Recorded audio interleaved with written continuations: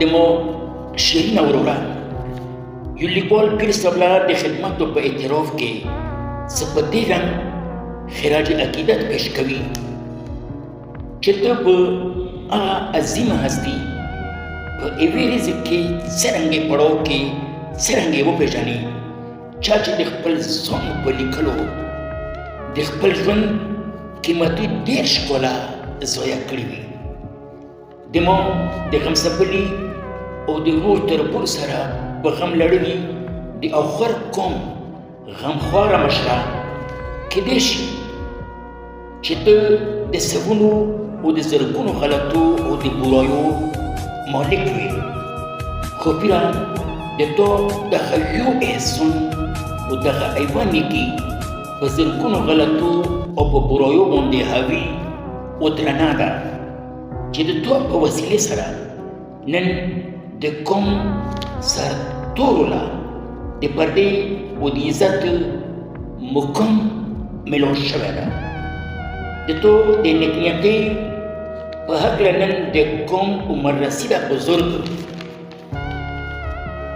بوډا لا خپل زمن امناسي په درنه سترګه ځکه ګوري چې هغه لا د تو په کوښښونو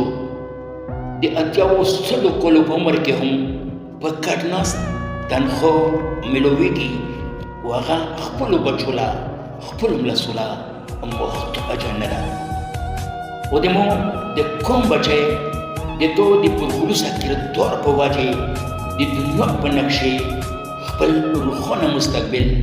ویني پیر صاحب که د تو ما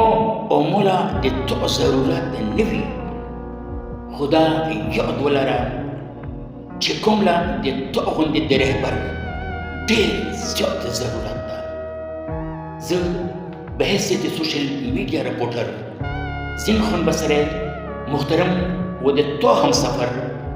و هر خطرې له لکه د غره په شان ولاړ محمد کاشف رضاکار له خراج تحسین پیش کوم چې هغه د تو وجود له د خپل روحنامه ورکړې ده او اول اخروال و محترم الحاج نور کمال صاحب باندې فخر کوي او د دې خبرې بھرپور اظهار کوي چې نور کمال د الله تعالی په ورکړې نن شکر الحمدلله ارپتې ده خو خپل ځان کې لکه د غلام پیر صاحب له وقف کړی ده د اخر کوم موجودیان